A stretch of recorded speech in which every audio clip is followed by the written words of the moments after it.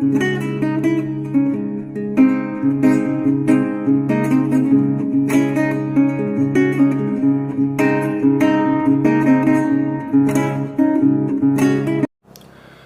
साथियों, स्वागत करता हूं आपके अपने YouTube चैनल पर। आज की इस वीडियो में हम 40 महत्वपूर्ण बहुविकल्पी प्रश्न लेकर आए हैं। साथियों, वीडियो का भाग 66वां है, पार्ट 66 आपके लिए प्रस्तुत करेंगे। और साथियों, यह प्रश्न आधुनिक काल से होने वाले हैं और अभी तक हम जितने भी पार्ट लाए हैं उन सबको मिलाकर 2760 प्रश्न पूरे कर चुके हैं। और यह वीडियो पूरे होते ही हमारे 2800 प्रश्न पूरे हो जाएंगे, क्योंकि यह 40 प्रश्न हैं साथियों। तो चलिए ये महत्वपूर्ण वीडियो श्रृंखला का भाग शुरू करते हैं साथियों। अपना स्कोर गिनते जाइएगा, ठीक है साथियों। साथियों, हमारे पास पहला प्रश्न है, जन गण मन अधिनायक जय है, प्रजा विचारी तुम्हारी है, भूख भूख चिल्लाने वाली अशुभ अमंगलकारी है। इन पंक्तियों के लेखक हैं, कौन है इन पंक्तियों के लेखक बताए साथियों। केदारनाथ अग्रवाल, नागार्जुन, केदारनाथ सिंह, धूमिल। साथियों बताएं, चार विकल्पों में से यह किसकी पंक्तियां हैं, जल्दी बताएं साथियों। जन गण मन अधिनायक जय है, प्रजा विचारी तुम्हारी है, भूख चिल्लाने वाली अशुभ अमंगलकारी है। बताएं साथियों, यह किसकी पंक्तियां हैं। क्या लगता है साथियों, क्या आएगा इसके उत्तर में, बताएं साथियों। जी साथियों, तो इसका उत्तर जो है वो है बी ऑप्शन, ठीक है। बी विकल्प आएगा, नागार्जुन।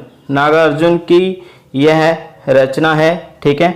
यह पंक्तियां हैं नागार्जुन कवि की, उनकी एक कविता है साथियों। और उस कविता का अगर हम देखें नाम क्या है, तो उस कविता का नाम है सच ना बोलना। क्या है साथियों, सच ना बोलना। सच ना बोलना उस कविता का नाम है साथियों। बहुत इंटरेस्टिंग कविता मैंने पढ़ रखी है ये, और दिखाएंगे भी आपको कि छोटा सा भाग आपको दिखा देते हैं कि कैसी है वो। जन गण मन अधिनायक जय है, प्रजा तुम विचित्र तुम्हारी है, भूख भूख चिल्लाने वाली अशुभ मंगलकारी है। तो ये नागार्जुन की पंक्तियां हैं, सच ना बोलना उनकी कविता है, और उसमें से ये ली गई हैं पंक्ति यहाँ पर। और सच ना बोलना जो कविता है साथियों, वो हजार हजार बाहों वाले जो काव्य संग्रह है नागार्जुन का, उसमें से ये कविता है सच ना बोलना, ठीक है। हजार बाहों वाली जो काव्य संग्रह है नागार्जुन का, उसमें से ले गई है ये काव्य पंक्तियाँ। ये जो बोले कि जो कविता उसी में है, सच ना बोलना हजार बाहों वाली काव्य संग्रह में, ठीक है साथियों। तो साथियों आप देख सकते हैं ये नागार्जुन की जो पंक्तियां हैं इस प्रकार से, ये सच ना बोलना कविता से है साथियों, हजार बाहों वाली काव्य संग्रह से है। तो ये शुरू कविता इस प्रकार से होती है, मालाबार के खेतिहार को अन्न चाहिए खाने को, दंड पनी को लठ चाहिए बिगड़ी बात बनाने को, जंगल में जाकर देखो नहीं एक भी बांस दिखा, सभी कट गए सुना, देश को पुलिस रही सबक सिखा। जन गण मन अधिनायक जय हो, प्रजा विचित्र तुम्हारी है, भूख भूख चिल्लाने वाली अशुभ मंगलकारी है। वंद सेल बेगूसराय में नौजवान दो भले मरे, जगह नहीं है जेलों में, जमराज तुम्हारी मदद करे। तो बहुत कटाक्ष करती हैं जिस सरकार के ऊपर और सामाजिक परिस्थितियों के ऊपर। अच्छी कविता है। कविता में यही कहा गया है कि जनता को यही सिखाया जा रहा है आज कि सच ना बोलो, अगर सच बोलोगे तो तुम लोगों को टांग दिया जाएगा। आगे चलते हैं साथियों। आगे साथियों हमारे पास जो दूसरा प्रश्न है आज की इस वीडियो का, निम्नलिखित काव्यों या निम्नलिखित काव्य संग्रहों का काल क्रमानुसार सही अनुक्रम रेखांकित कीजिए।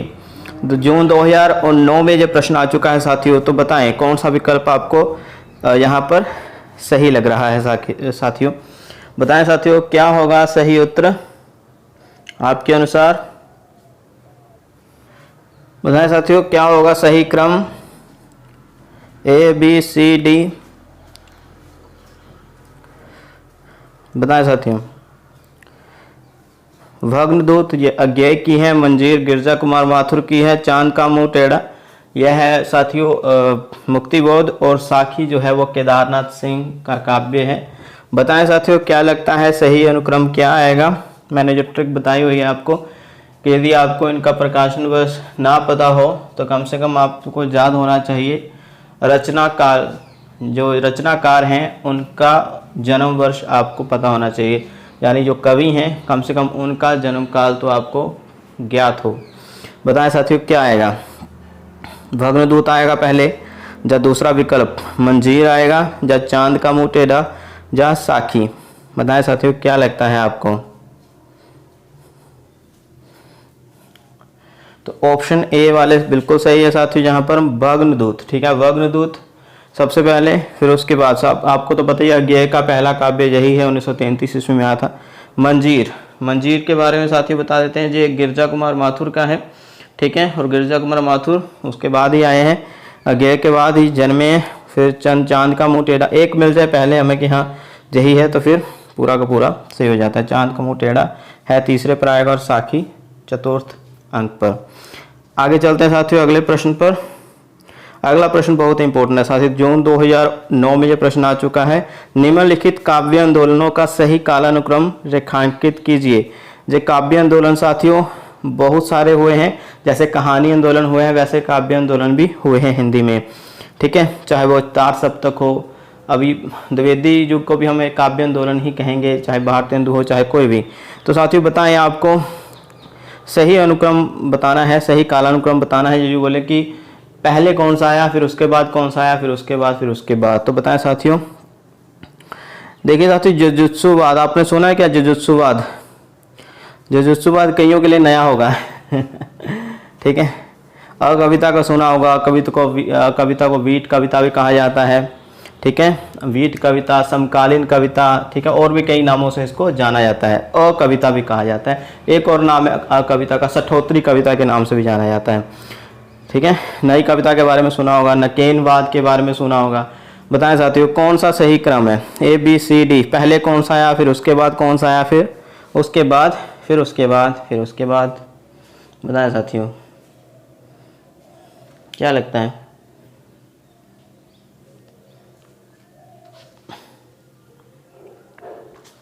जी साथियों,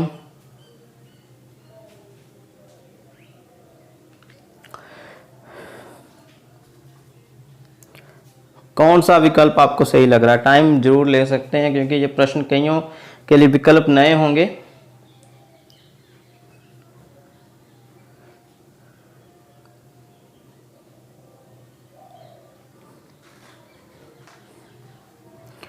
जी साथियों, तो सी ऑप्शन वाले बिल्कुल सही है, ठीक है।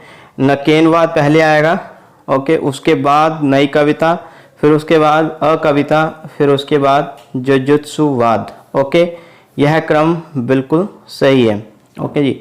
तो साथियों आपको बता देता हूँ नकेनवाद, इसके बारे में कि यह 1953 में आया था, हालांकि नई कविता भी 1953 में आए थे, लेकिन नकेनवाद उससे थोड़ा पहले आया था। फिर उसके बाद अकविता, फिर जुजुत्सुवाद, जुजुत्सुवाद इसके बारे में हम थोड़ी बात करेंगे, पहले नकेनवाद के बारे में कर लेते हैं। तो साथियों ये रहा नकेनवाद के बारे में जानकारी। नकेनवाद की स्थापना सन 1953 ईस्वी में, ये देवनागरी अंकों में लिखा 1953 ईस्वी में नलिन बिलोचन शर्मा ने की इसकी स्थापना। नकेनवाद को क्या बोलते हैं, प्रपद्यवाद भी बोलते हैं, ठीक है, इसके नाम से प्रपद्यवाद के नाम से भी जाना जाता है। इसे हिंदी साहित्य में प्रयोगवाद की एक शाखा भी माना जाता है। इसके अंतर्गत 3 कवियों को लिया जाता है, नलिन बिलोचन शर्मा, केशरी कुमार और नरेश, ये 3 कवि हैं, ठीक है। नकेनवाद कोई इसका अलग अर्थ नहीं निकलता है। यदि आप देखें तो ये 3 कवि हैं, इनका पहला वर्ण नाम का नलिन, फिर उसके बाद केसरी का के और नरेश का न, यही से बना नकेनवाद, ठीक है साथियों। बहुत बड़ा आंदोलन तो नहीं रह पाया लेकिन है जे, इसका भी अस्तित्व है हिंदी में, ओके। अगला जो आंदोलन है साथियों, नई कविता पढ़ा होगा, जो भी 1953 में आया था लेकिन नकेनवाद के बाद आया, ठीक है, ये अज्ञेय इसके साथ जुड़े हुए हैं। आगे साथियों अकविता का दौर जो है 1960 तक आया था। कब आया था? 1960 तक आया था, याद रखिएगा 1960। धूमिल, ऋतुराज और विजेंद्र कुमार, बहुत सारे कवि हैं साथियों, भी नाम ध्यान में नहीं आ रहे लेकिन बहुत कवि हैं सठोत्री कविता के भी, ठीक है। और सरकार से तंग लगते हैं, समाज से तंग लगते हैं, ऐसा वो अपनी कविताओं में जो लिखते हैं। आगे साथियों जो है जुजुत्सुवाद। अब ये जुजुत्सुवाद क्या है इसके बारे में भी बता देते हैं। जुजुत्सुवाद भी साथियों आया था, ये कब आया था तो आपको बता देते हैं 70 के दशक में आया था। 1970 के करीब जो जुजुत्सुवाद आया था। इसके प्रवर्तक कौन है, ठीक है, ये भी बता देते हैं। तो साथियों 21वीं शताब्दी में जो जुजुत्सुवाद आया उसके प्रवर्तक जो हैं वो हैं शलभ श्रीराम सिंह। क्या है, शलभ श्रीराम सिंह।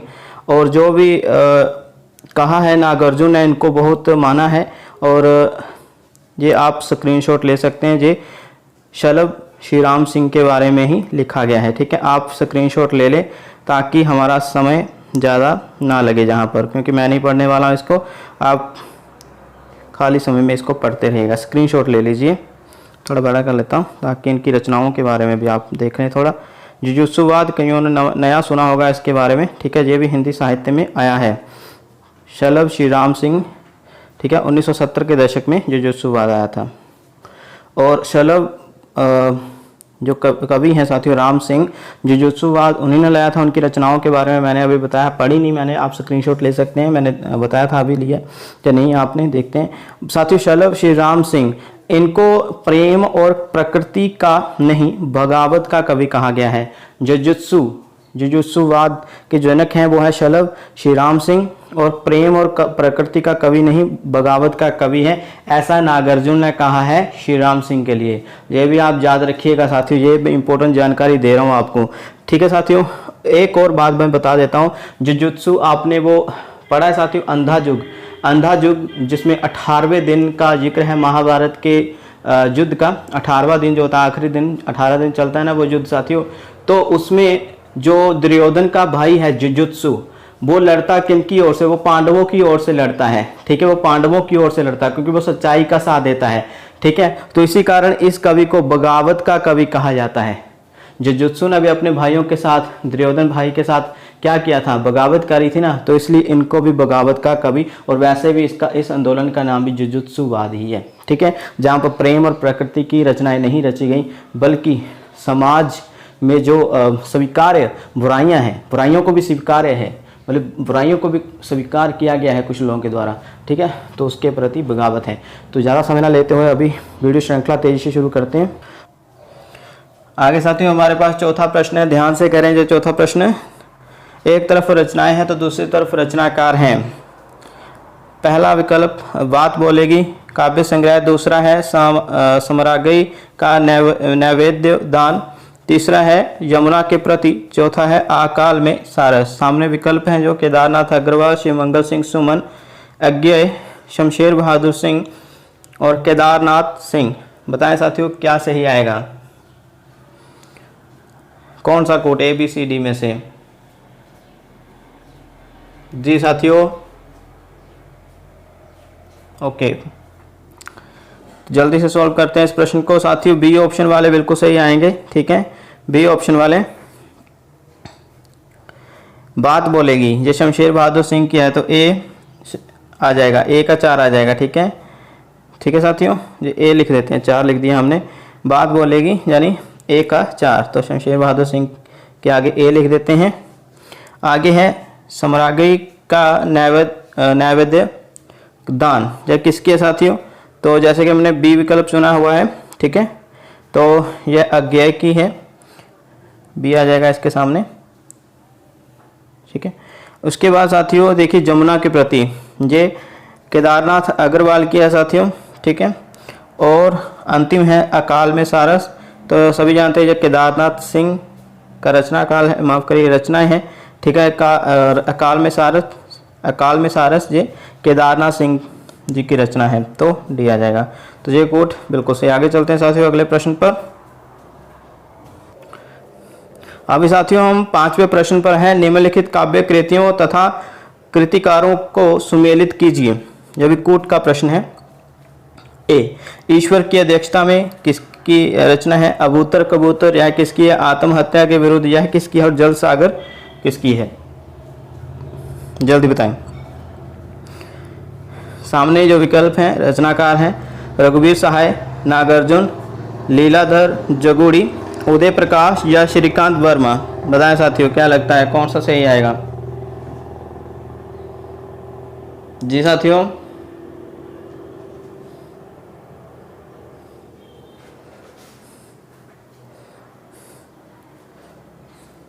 सभी प्रसिद्ध साहित्यकार हैं हिंदी के। अगर एक भी आपका सम्मिलित हो जाता है तो आप सही हो जाते हैं साथियों।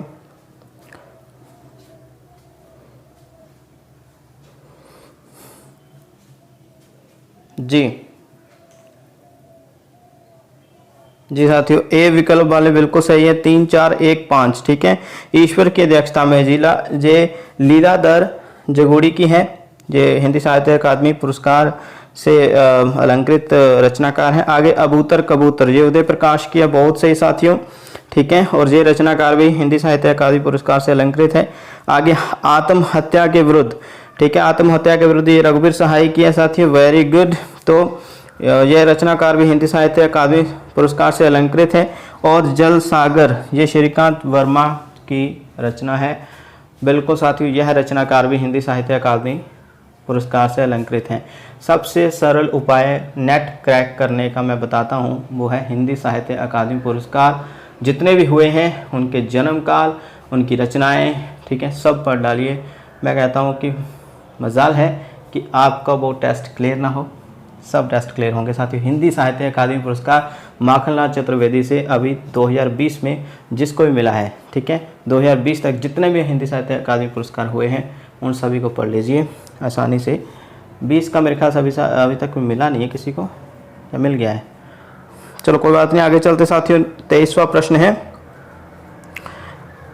यह कविताओं का सही क्रम बताना है। यहाँ पर माफ़ करिए, यहाँ पर थोड़ा सा क्लियर दिखाई नहीं दे रहा होगा, लेकिन एडजस्ट कर लीजिए। जून 2010 में प्रश्न आ चुका है, ठीक है। बताएं साथियों क्या आएगा? ABCD में से कौन सा सही है? लंबी कविताएं हैं सभी। असाध्य वीणा, ये अज्ञेय की है। पटकथा, ये भी लंबी कविता धूमिल की है। प्रलय की छाया, जो कल ही हमने इसके बारे में बताया था, इसके विषय वस्तु के बारे में, ये जयशंकर प्रसाद की है। और कन्हार, ये साथियों एकांत श्रीवास्तव एक रचनाकार हुए हैं साथियों, एकांत श्रीवास्तव, ठीक है, और उनकी रचना है ये, उनकी लंबी कविता है साथियों। बताएं कौन सा क्रम सही है? यहाँ पर अभी मैंने थोड़ा सा बता दिया है।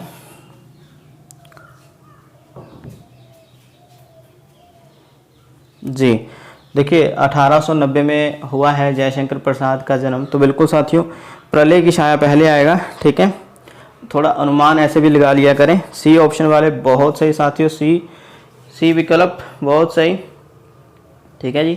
तो प्रलय की छाया, फिर असाध्य वीणा, फिर पटकथा, फिर कन्हार मतलब जो श्रीवास्तव है, एकांत श्रीवास्तव, उनकी रचना है कन्हार। और जो बहुत बाद में जन्म लिए थे, मतलब सब कवियों के बाद में जो जहाँ पर अंकित हैं जिनकी रचनाएं। आगे चलते हैं साथियों। तो हाँ, ये भी थोड़ा सा धुंधला है, लेकिन कोई बात नहीं, आपको स्पष्ट दिखाई दे। 24वां प्रश्न है साथियों, कवियों को उनकी कृतियों के साथ सम्मिलित करना है। तो पहले कवि देख लेते हैं कौन कौन से हैं। केदारनाथ सिंह, ज्ञानेंद्रपति, भारत भूषण अग्रवाल, कुंवर नारायण। साथियों सभी इम्पोर्टेंट हैं, तो दूसरी तरफ अगर हम देखें, उधर देखें, तो जो रचनाएं हैं वो अग्निलीक, आत्मजजी, निर्वाचित कविताएं, अकाल में सारस और संशयात्मा। ये तो साथियों काफ़ी बार करवा चुके हैं ये विकल्प, इनमें से 2 विकल्प तो काफ़ी बार आ चुके हैं। ये कूट वाले प्रश्न अब आप बहुत जल्दी से कंप्लीट कर रहे हैं, तो मुझे खुशी होती है कि हाँ, अब आपका अभ्यास जो है बहुत सही जा रहा है। बताएं साथियों कौन सा सही ऑप्शन आप लगा रहे हैं यहाँ पर? 24वें का कौन सा सही आएगा जी? क्या लगता है साथियों?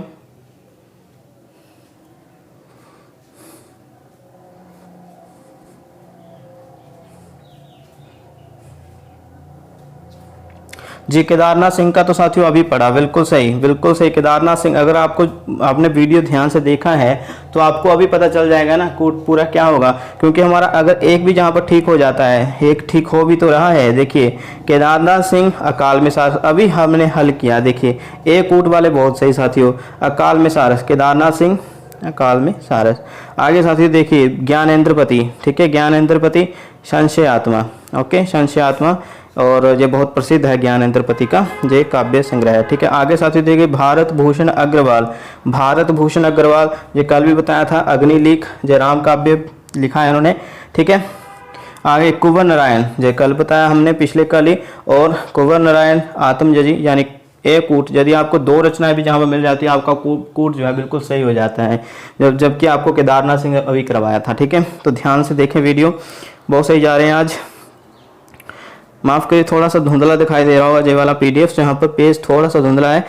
निरालाकृत राम की शक्ति पूजा की रचना का आधार ग्रंथ कौन सा है? कंबन रामायण, कृतिवास रामायण, रामचरितमानस या रामचंद्रिका? सभी जानते हैं, जल्दी उत्तर दीजिए। दिसंबर 2010 में ये प्रश्न आ चुका है, बताएं जी साथियों।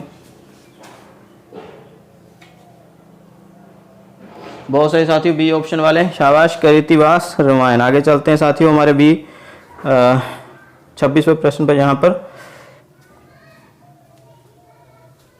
जल्दी से सम्मिलित करें क्योंकि हमने जो पंक्तियां पढ़ी हुई हैं पहले भी। नेट दिसंबर 2010 में प्रश्न आया है साथियों। ये पहली पंक्ति को सुमेलित करना है, देखिए किसकी है, जो घनीभूत पीड़ा थी, बहुत बार पढ़ी होगी आपने।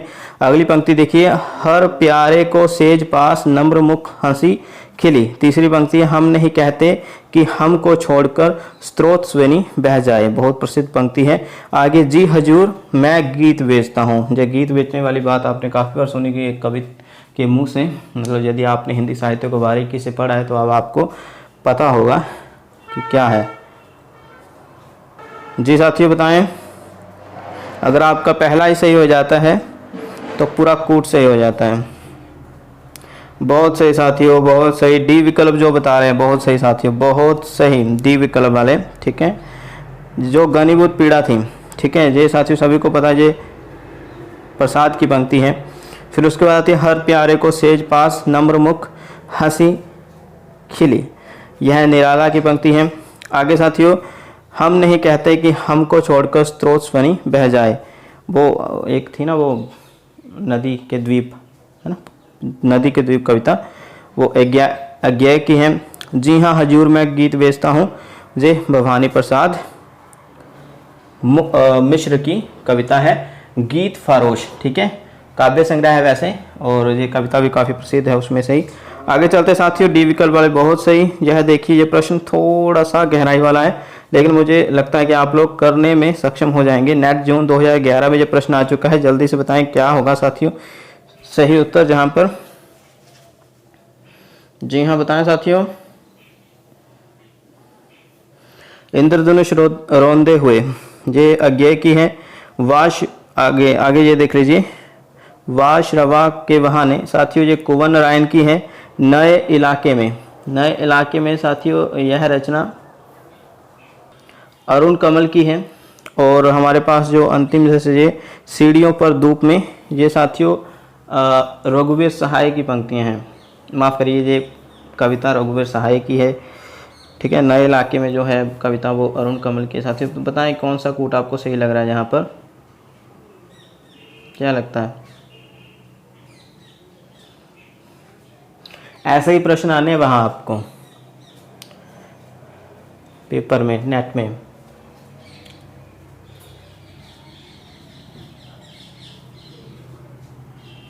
तीन घंटे का पेपर होगा जी साथियों। तो ए विकल्प बहुत सही होगा। ठीक है, ए विकल्प बहुत सही, इंद्रधनुष रौंदे हुए।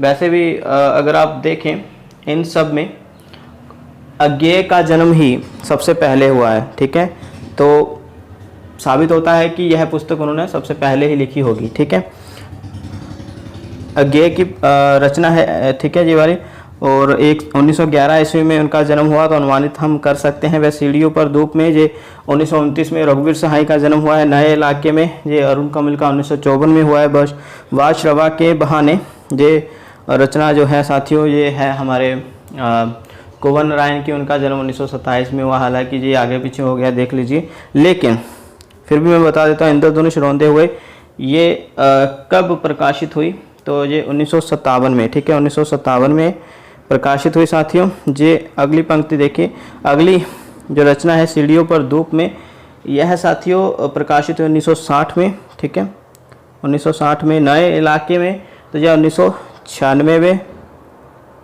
बाशरवा की कहानी तो साथियों यह 2008 में, ठीक है, उनके मरणोपरांत, माफ़ करिए मरणोपरांत नहीं, ठीक है, 2005 में तो कुंवर नारायण को ज्ञानपीठ पुरस्कार मिला था। आगे चलते साथियों, यह पंक्ति देखिए ध्यान से और बताइए कि इन पंक्तियों के रचयिता कौन हैं। पंक्ति इस प्रकार से है, ज्यों ज्यों बसे जात दूरी प्रिय प्राण मुरी। फिर से पंक्ति हैं, फिर से पंक्ति पढ़ते हैं, ज्यों ज्यों बसे जात दूरी दूरी प्रिय प्राण मुरी, त्यों त्यों दसे जात मन मुकुर हमारे में।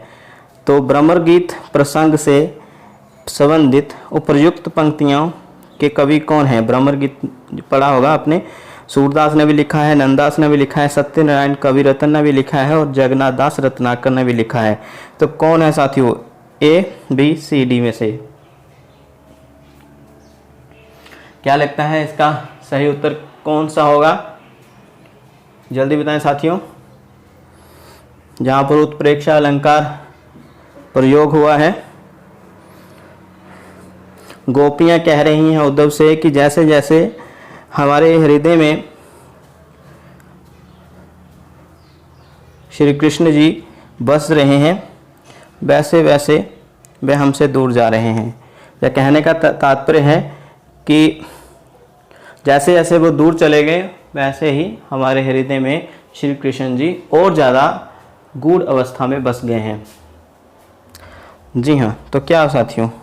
तो बिल्कुल डी ऑप्शन वाले साथियों, ठीक है, जगन्नाथ दास रत्नाकर की पंक्तियां हैं ये, और उन्होंने अपने ग्रंथ उद्धव शतक, ठीक है, उद्धव शतक जो जगन्नाथ दास रत्नाकर का, उसमें ये लिखी हैं साथियों। आगे चलते हैं। आगे साथियों 29वां प्रश्न है, और थोड़ा सा क्षमा करें, यहाँ पर देखिए पीडीएफ थोड़ा सही नहीं बना है, लेकिन जून 2012 में जो प्रश्न आ चुका है मैं पढ़कर सुनाता हूँ। यह पंक्तियाँ बताना है कि किस काव्य रचना से है। धिक धाये तुम यो अनाहुत, दो दिया श्रेष्ठ कुल धर्मदूत, राम के नहीं काम के सूत कहलाए। उपर्युक्त काव्य पंक्तियों का संबंध किस काव्य रचना से है? साकेत, तुलसीदास, राम की शक्ति पूजा या संशय की एक रात। बताएं साथियों कौन सा उत्तर आपको सही लग रहा है यहाँ पर? धिक धाये तुम यो अनाहुत, धो दिया श्रेष्ठ कुल धर्मदूत, राम के नहीं काम के सूत कहलाए। राम के नहीं काम के सूत कहलाए। यदि आपने वो कथा सुनी हो, ये बहुत प्रसिद्ध कथा है साथियों, बहुत प्रसिद्ध हिंदी साहित्य में, राम के नहीं काम के सूत कहलाए। ज़्यादा समय नहीं लगाएंगे इस प्रश्न पर। जी साथियों, तो ये प्रश्न जो है बी ऑप्शन, तुलसीदास जो काव्य रचना है वो अपना निराला जी की रचना है, तुलसीदास जो खंड काव्य है, उसमें से ये रचना पंक्तियां हैं साथियों, ठीक है।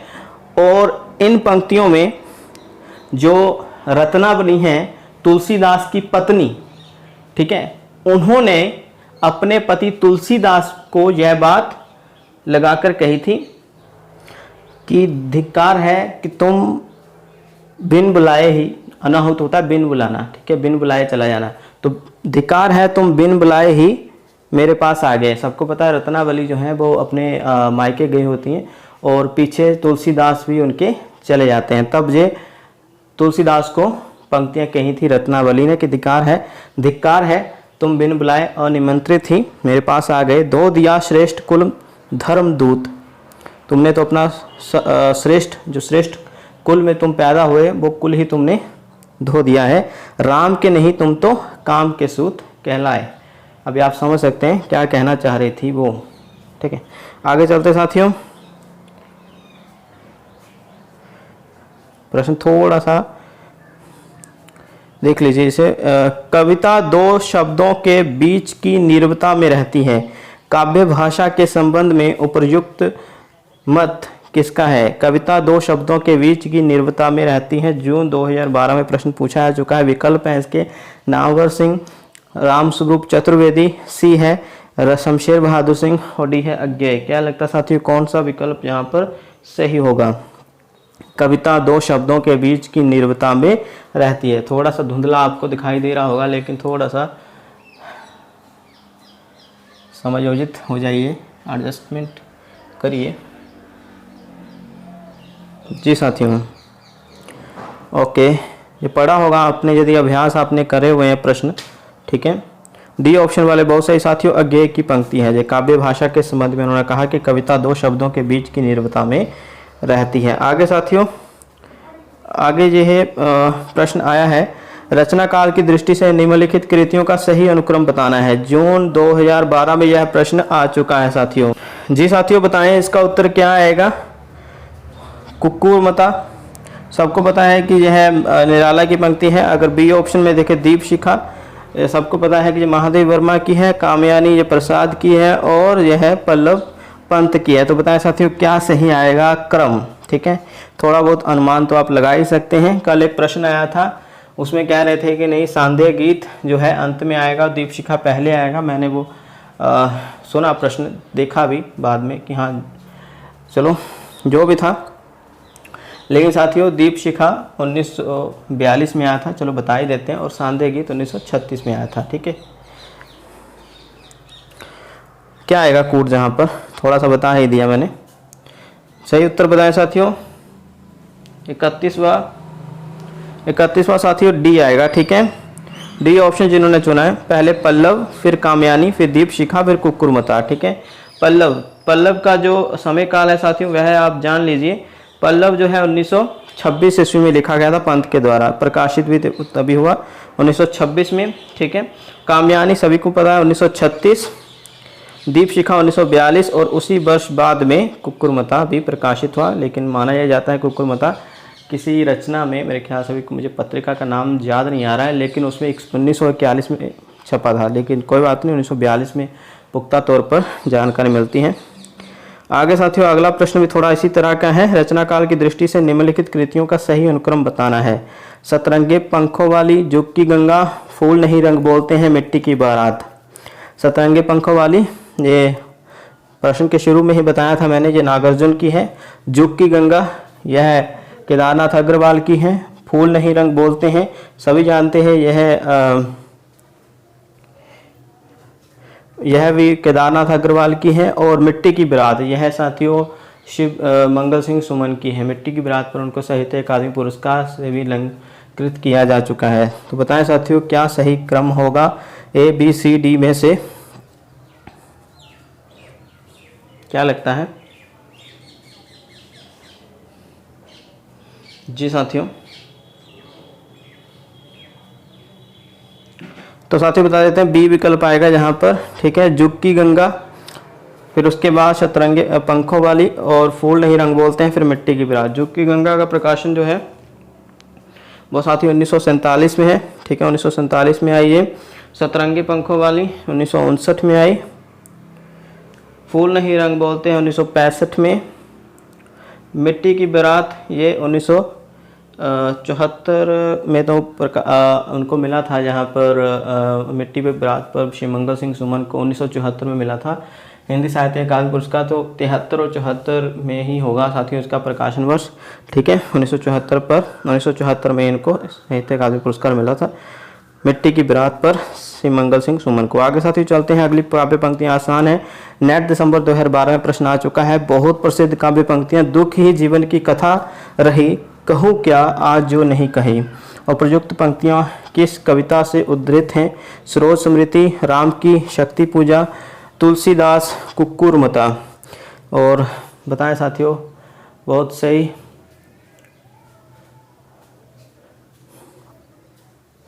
सभी रचनाएं निराला की हैं ये, और प्रसिद्ध रचनाएं हैं साथियों।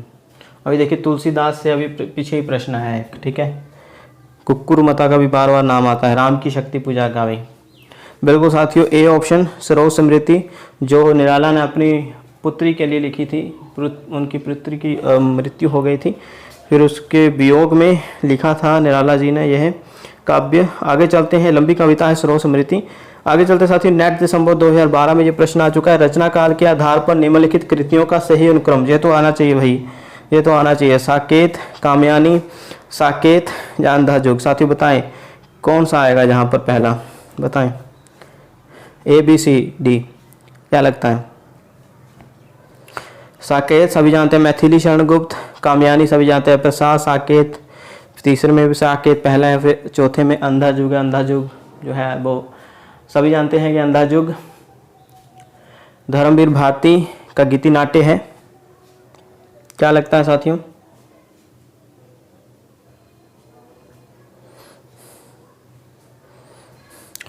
ए विकल्प जो चुन रहे हैं बहुत सही साथियों। साकेत 1931 में आया था, कहीं कहीं जानकारी मिलती है कि 1932 में, नहीं 1931 ही है। और कामयानी अभी बताया था 1936। कुरुक्षेत्र जो दिनकर का है साथियों 1946, ठीक है। और अंधा युग के बारे में यह जानकारी मिलती है जो गीति नाट्य है और 1955, हाँ 1955 के करीब आया था, ठीक है साथियों। तो यह जानकारी अवश्य नोट डाउन करें। आगे साथियों भी अगला प्रश्न भी बहुत शानदार है। रचनाकार के आधार पर निम्नलिखित कृतियों का सही अनुक्रम क्या आएगा, बताएं साथियों। अभी हम इस तरह से नहीं देखेंगे, इस तरह से देखेंगे, मतलब A B C D. Bharat Bharati, Ras Kalash, Urvashi या शंभूक, क्या आएगा साथियों? जो भी बताया जाता, भारत भारती मैथिली शरण गुप्त की है, रस कलश हरियोध की है, उर्वशी दिनकर की है और शंभूक ये जगदीश गुप्त हुए हैं एक रचनाकार, ठीक है, जगदीश गुप्त। बताएं साथियों क्या लगता है आपको, कौन सा क्रम सही होगा? पहले ही रचना अगर आपको पता चल जाए, ठीक है, कई बार दो ऑप्शन में दो होती हैं तो वहां पहचानना कठिन हो जाता है, लेकिन जहां पर आसान लग रहा है,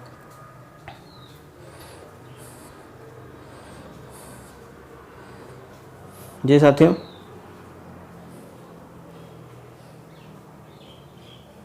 जी बहुत सही साथियों, बहुत सही, पहला विकल्प बहुत सही साथियों।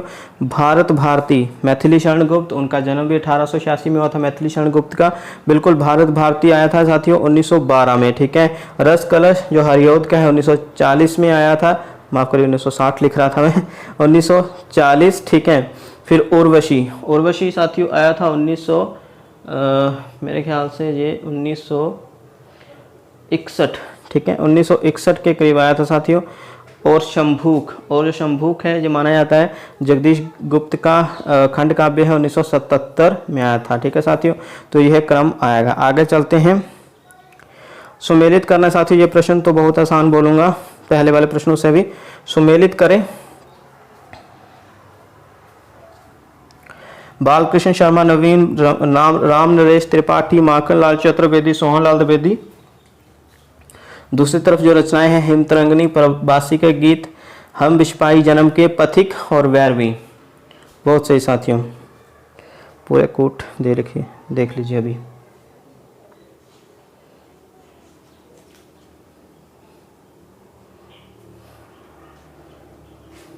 अगर आपको एक भी मिल जाता है तो सहायता हो जाएगी पूरा कोट चुनने में। बहुत सही साथियों, सी वाले मतलब सी विकल्प वाले बहुत सही।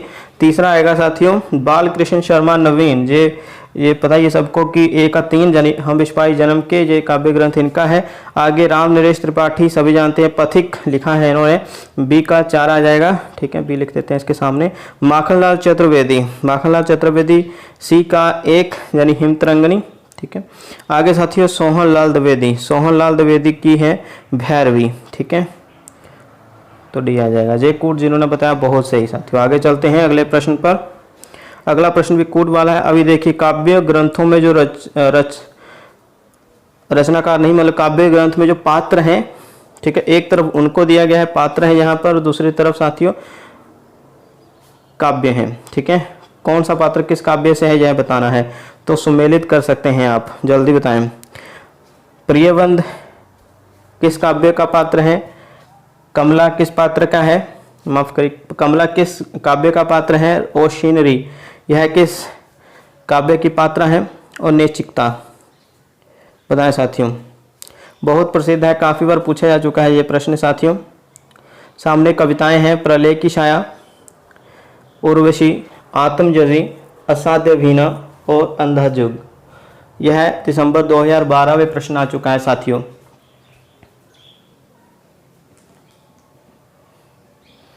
37वां प्रश्न है।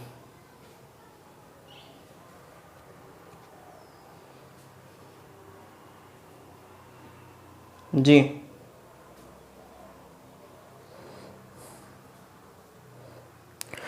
जी साथियों, जिन्होंने बी ऑप्शन चुना है बहुत सही साथियों, बी ऑप्शन वाले, ठीक है।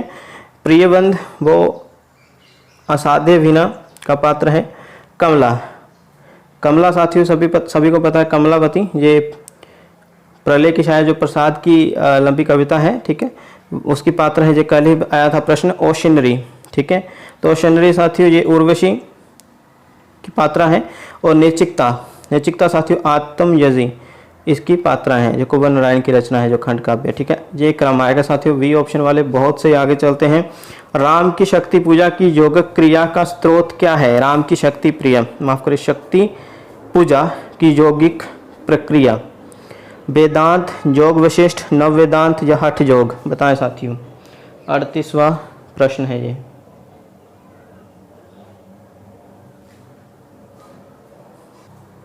जी साथियों बताएं क्या आएगा इसका उत्तर? राम की शक्ति पूजा की योगिक प्रक्रिया का स्रोत, बहुत सही साथियों, सी ऑप्शन आएगा, नव वेदांत। आगे चलते हैं। आगे साथियों प्रश्न थोड़ा सा टफ है लेकिन इम्पोर्टेंट है।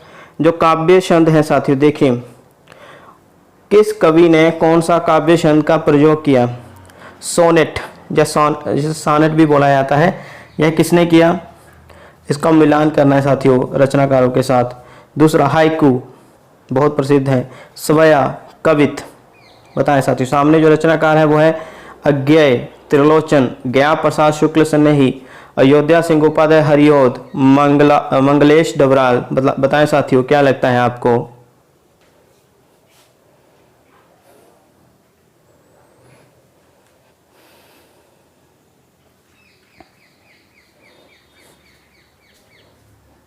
जी हाँ,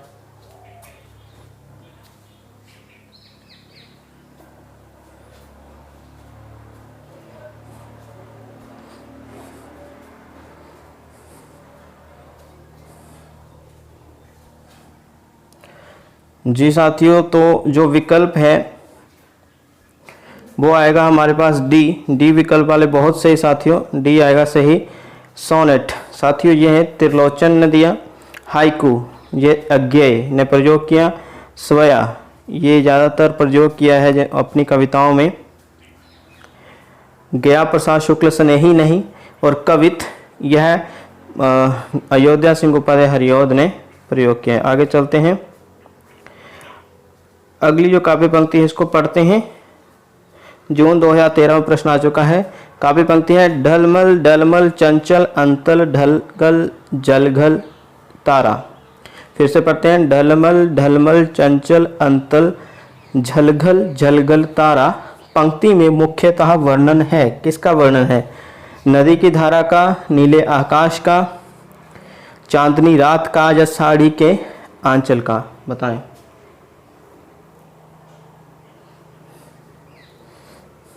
ढलमल ढलमल चंचल अंतल झलघल झलघल तारा।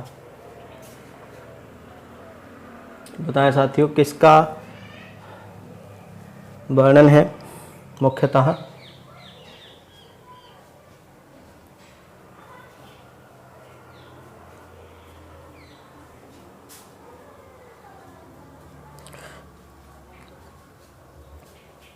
क्या आएगा साथियों इसका उत्तर?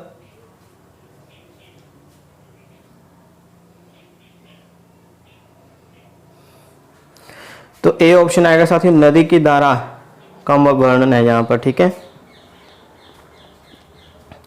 शायाबाद के समर्थन में सबसे पहला लेख लिखने वाले लेखक कौन थे? शायाबाद के समर्थन में सबसे पहला लेख लिखने वाले लेखक जयशंकर प्रसाद, मुकुटधर पांडे, श्रीधर पाठक या नंद दुलारे वाजपेयी? जून 2013 में प्रश्न आ चुका है और वैसे भी बहुत बार अन्य परीक्षाओं में आया है।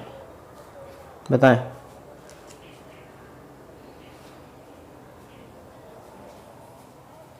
वेरी गुड साथियों, बी ऑप्शन। अगला प्रश्न है साथियों, इनमें से कौन सी कृति प्रतिबंधित रही है? पहले भी ला चुके हैं इस तरह का प्रश्न, जून 2013 में ये प्रश्न आया है। कौन सी कृति, कौन सी रचना बैन रही है, प्रतिबंधित रही है सरकार के द्वारा? भारत भारती, वंदिनी, झांसी की रानी या चिंगारियां? बताएं साथियों, क्या लगता है?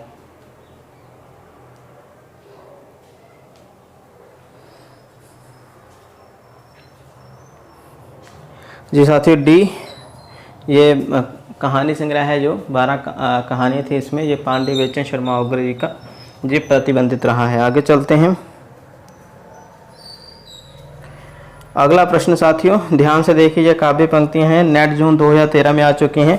अभी पिछले कल ही यह पंक्तियां पढ़ी थी हमने, ठीक है। वही प्रश्न थोड़ा सा मिलता जुलता आ गया है। पहली पंक्ति, अब अभिव्यक्ति के सारे खतरे उठाने ही होंगे, किसकी है?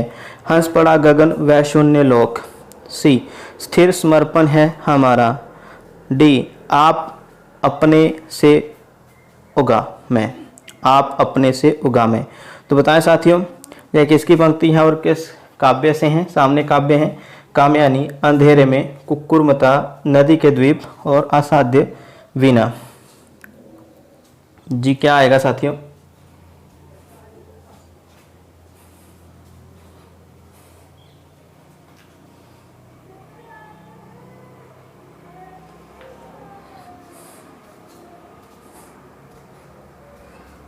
बहुत सही साथियों, यहाँ विकल्प आएगा सी, ठीक है। सी विकल्प बहुत सही, जिन्होंने चुना है सी, बहुत सही साथियों।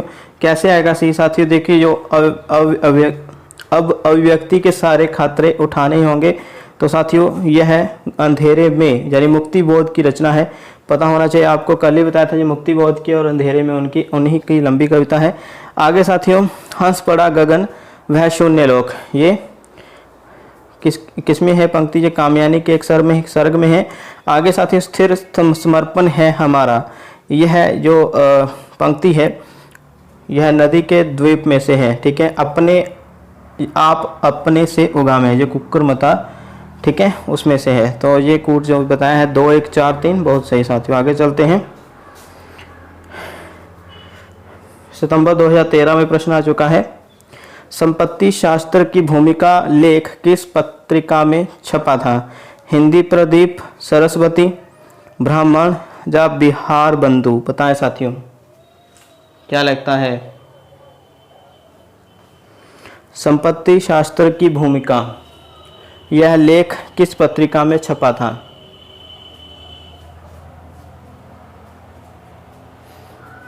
महावीर प्रसाद द्विवेदी का है यह लेख, बिल्कुल साथियों बी ऑप्शन आएगा, यह सरस्वती पत्रिका में छपा था। आगे चलते हैं। तो भारत भारती लिखने में उर्दू के किस ग्रंथ की प्रेरणा थी?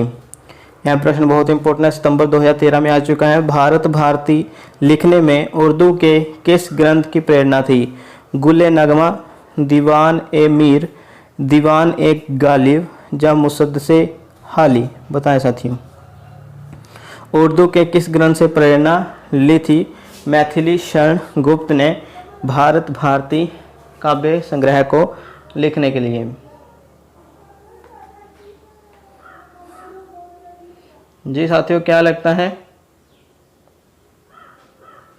क्या होगा साथियों सही उत्तर इसका? तो साथियों डी ऑप्शन आएगा इसका, ठीक है, मुसद्दसे हाली। डी ऑप्शन याद रखिए। भारत भारती लिखने में जो उर्दू के ग्रंथ की रचना प्रेरणा ली थी मैथिली शरण व मुसद्दसे हाली, मुसद्दसे हाली, ठीक है। अगला प्रश्न साथियों याद रखिए, है 46वां प्रश्न है, उज्ज्वल वरदान चेतना का सौंदर्य जिसे सब कहते हैं, यह एक पंक्ति कामयानी के किस सर्ग से है? पंक्ति थोड़ी टफ है, बता ही देते हैं। दिसंबर 2013 में प्रश्न आ चुका है, आप पहले उत्तर चुनिए जैसे भी है, तुक्का लगाएं या जो भी है। उज्ज्वल वरदान चेतना का सौंदर्य जिसे सब कहते हैं, यह पंक्ति कामयानी के किस सर्ग से है? श्रद्धा, आशा, लज्जा या आनंद? बताएं साथियों। जी साथियों, क्या लगता है, जल्दी बताएं। जी हाँ, जी जी हाँ, तो साथियों 46वें का जो उत्तर आएगा वह है सी, लज्जा सर्ग से है, ठीक है। आगे चलते हैं। आगे साथियों देखिए, यह लंबी कविताएं दी गई हैं और सामने उनकी रचनाकार। नेट दिसंबर 2013 में ये प्रश्न आ चुका है। हरिजन गाथा, वाघ, शिवाजी का पत्र और प्रमथ्यु गाथा यह किसके हैं? सम्मिलित करना है आपने। अरुण कमल, निराला, केदारनाथ सिंह, नागार्जुन और धर्मवीर भारती, यह साथियों सामने विकल्प दिए गए हैं, तो सम्मिलित करें।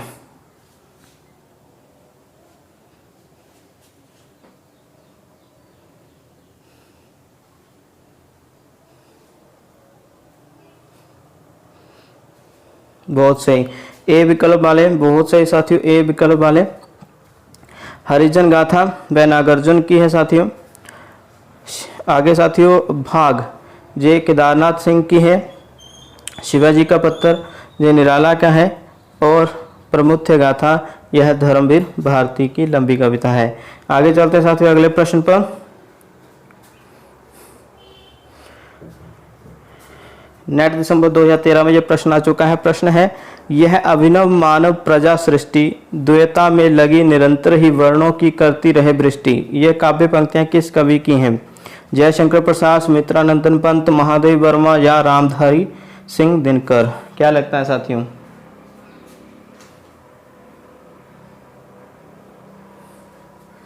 यह अभिनव मानव प्रजा सृष्टि द्वैता में लगी निरंतर ही वर्णों की करती रही वृष्टि। साथियों यह जयशंकर प्रसाद की पंक्तियां हैं और उनकी रचना कामयानी के ईड़ा सर्ग से हैं। ठीक है, आगे चलते हैं। आगे फिर से साथियों वो प्रश्न कूट वाला प्रश्न है। ये अभी सम्मिलित करना है आपने किसकी कौन सी रचना है। दिसंबर 2013 में यह प्रश्न आ चुका है। विकल्प 1 यानी विकल्प ए, सत्यनारायण कविरत्न की रचना कौन सी है? जगन्नाथ रत्नाकर की रचना कौन सी है? रामचरितोपाध्याय की रचना कौन सी है? या वियोगी हरि की रचना कौन सी? सामने गंगा लहरी, वीर सतसई, भ्रमरदूत, देवदूत, वायुदूत। बताएं साथियों कौन सा कोट सही लग रहा है आपको?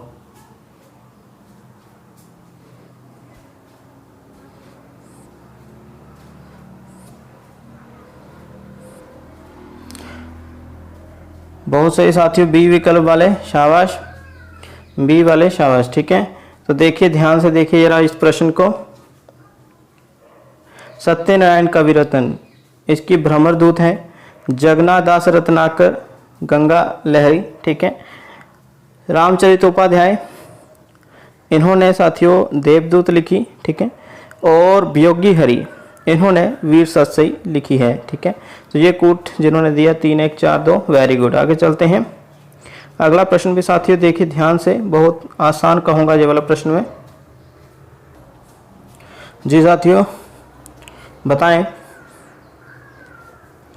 इस प्रश्न के जो विकल्प हैं। पहली पंक्ति, कितना अकेला हूँ मैं इस समाज में। दूसरी है, पिस गया है वह भीतरी और बाहरी दो कठिन बातों के बीच। अगली है, बेपत्थर जोड़ रहे हैं तुम सपने जोड़ रहे हो। और अंतिम है, मैं ही बसंत का अग्रदूत। सामने विकल्प हैं साथियों, मुक्तिबोध, अज्ञेय, नागार्जुन और रघुवीर सहाय, और अगला है निराला। बताएं साथियों, सम्मिलित करें। जी हाँ साथियों, क्या लगता है आपको? जी साथियों सम्मिलित करें जल्दी से।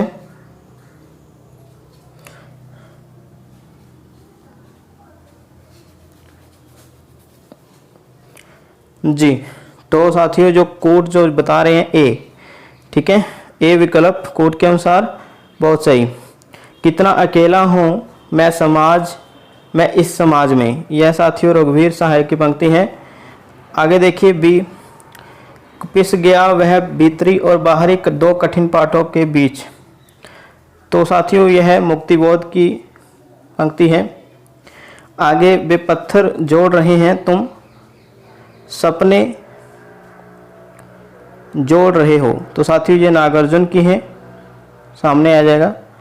और जो डी है, मैं ही बसंत का अग्रदूत, तो साथियों ये बिल्कुल साथियों ये निराला की पंक्ति है। ओके आगे चलते हैं। तो इस तरह अभी तक हमारे 34 प्रश्न कंप्लीट हो चुके। अभी हस्तलिखित कुछ प्रश्न थे साथियों। नवगीत परंपरा की शुरुआत किसने की? धूमिल, चंद्रकांत देवताले, राजेंद्र प्रसाद सिंह या त्रिलोचन ने? बताएं साथियों, क्या लगता है आपको सही उत्तर? जल्दी बताएं जी साथियों,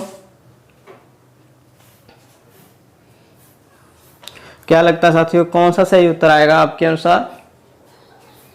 नवगीत परंपरा, जैसे अ कविता, ठीक है, या नई कविता, नकेनवाद पढ़ा था ना हमने शुरू में, ठीक है, जुजुत्सुवाद, उसी तरह से ये आंदोलन भी था नवगीत परंपरा का। लेकिन कुछ विद्वान इसको मानते हैं कि नहीं, ये नई कविता का ही आंदोलन है नवगीत, ठीक है, लेकिन कुछ विद्वान इसको अलग मानते हैं। साहित्य है ही ऐसी चीज़ जिसमें एक मत बनता ही नहीं है।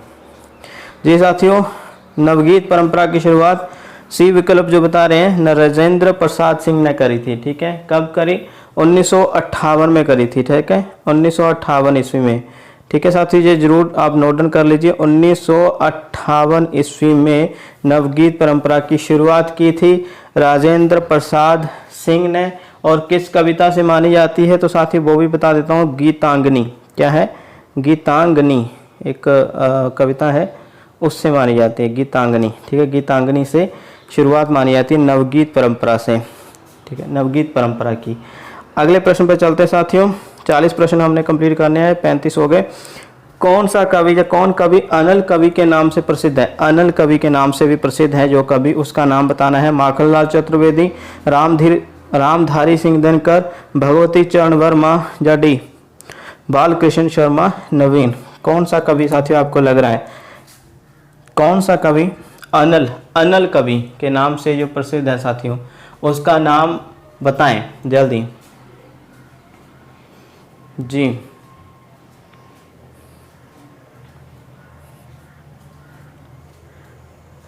तो साथियों बी ऑप्शन आएगा, रामधारी सिंह दिनकर। बहुत सही साथियों, आगे चलते हैं। अगला प्रश्न है, मैथिली शरण गुप्त का कौन सा काव्य प्राचीन भारत की हिंदू संस्कृति का स्वच्छ दर्पण कहलाता है? फिर से पढ़ें, मैथिली शरण गुप्त का कौन सा काव्य या कौन सा महाकाव्य प्राचीन भारत की हिंदू संस्कृति का स्वच्छ दर्पण कहलाता है? प्राचीन भारत की हिंदू संस्कृति का स्वच्छ दर्पण कहलाता है। कौन सा काव्य, महाकाव्य भी कह सकते हैं? साकेत, यशोधरा, जय भारत, जैनी? बताएं साथियों, कौन सा काव्य या महाकाव्य? महाकाव्य ज़्यादा लिखे नहीं है, जब मैं महाकाव्य बोल रहा हूँ तब तो आपको बिल्कुल सटीक जानकारी मिल जानी चाहिए कि मैं क्या बोल रहा हूँ।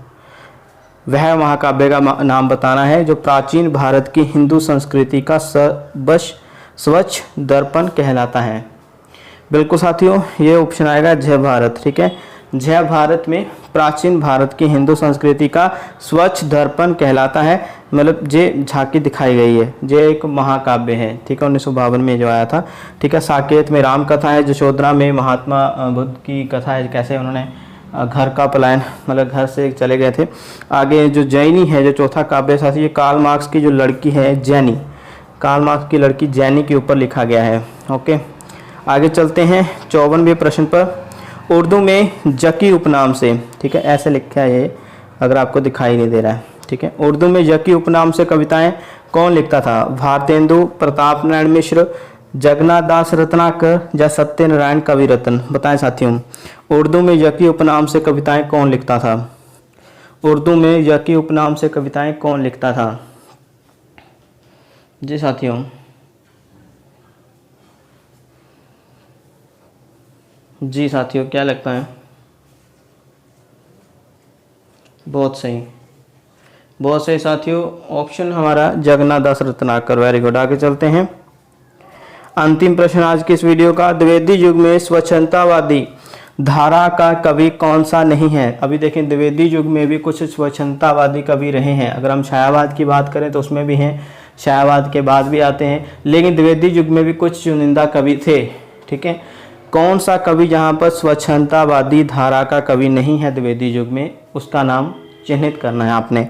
रामचरितोपाध्याय option A, Shridhar Pathak option B, Ram Naresh Tripathi option C, या मुकुटधर पांडे ऑप्शन डी। कौन सा कवि स्वच्छंदतावादी या जिसे बोलता है रोमांटिसिज्म धारा से नहीं है?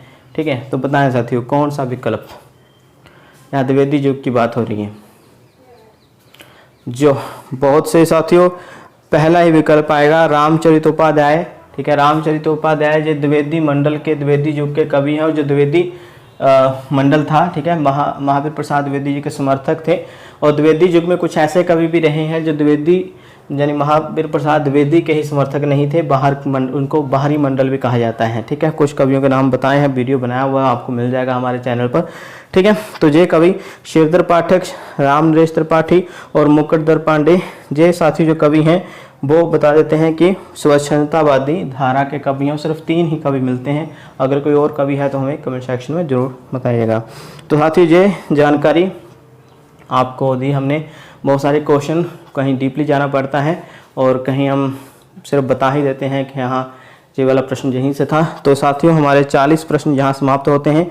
अंक एक एक करके हमें बता दीजिए यदि आपने हिसाब किताब रखा है। अगर नहीं रखा है तो भी कोई बात नहीं, कल रख लेना, कल भी प्रस्तुत होंगे। ये श्रृंखला हम चला रहे हैं लगातार। हम अक्टूबर से साथियों प्रयास करेंगे कि हमारी जो प्रश्नमाला है वो 8:30 से शुरू हो, ना कि 9 बजे। और इस तरह से साथियों हमने 66वां भाग भी कंप्लीट कर लिया है और 2800 प्रश्न भी कंप्लीट कर लिए हैं।